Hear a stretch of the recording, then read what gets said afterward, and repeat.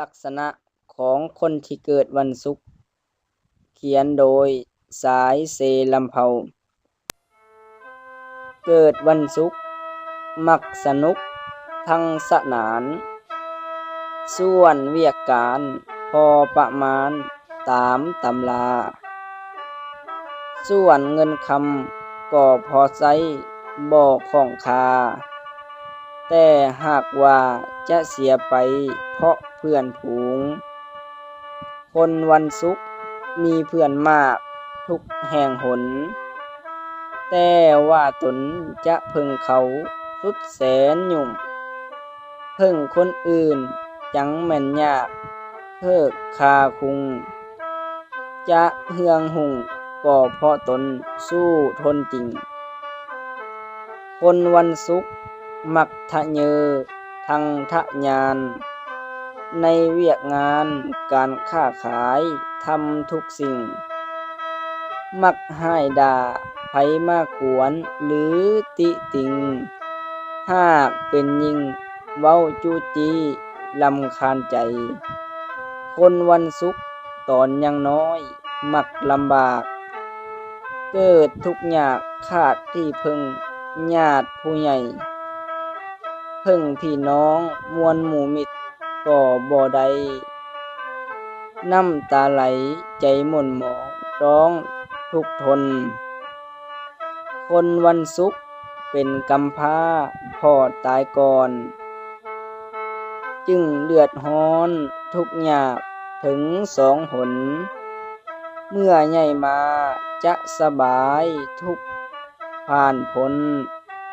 ก็สร้างตนจนได้ดีมีทรัพย์สินคนวันศุกร์ใจสนุกอยู่เสมอเพราะบำเรอสร้างกุศลผลมนทินมักทำบุญปาละมีเป็นอาจินจึงทะวินพ้นผ่านทุกข์อุกหัวใจคนวันศุกร์มักเว้าม่วนวาจาหวานคนรำคาญเพราะจุกจิกทั้งศักไสการเว้าจาว่าทุกครั้งออกจากใจทั้งเฮ็ดใดท่านผู้ใหญ่จึงนิยม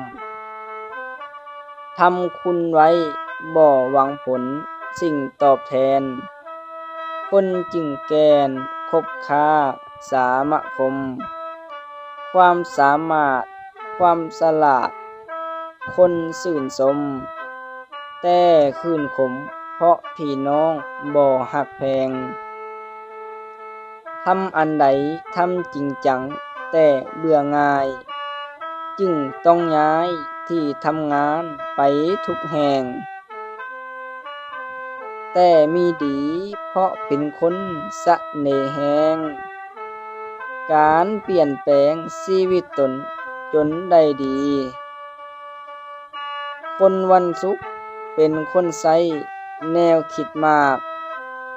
จะลำบากนอนบ่หลับเพราะเหตุนี้ควรไหว้พระภาวนาไว้ให้ดีหาวิธีกรรมฐานกำหนดใจหากทำงานราชการแม่นดีหลายทำค้าขายธุรกิจก็พอได้ประกอบกิจกสิกรรมทำนาให้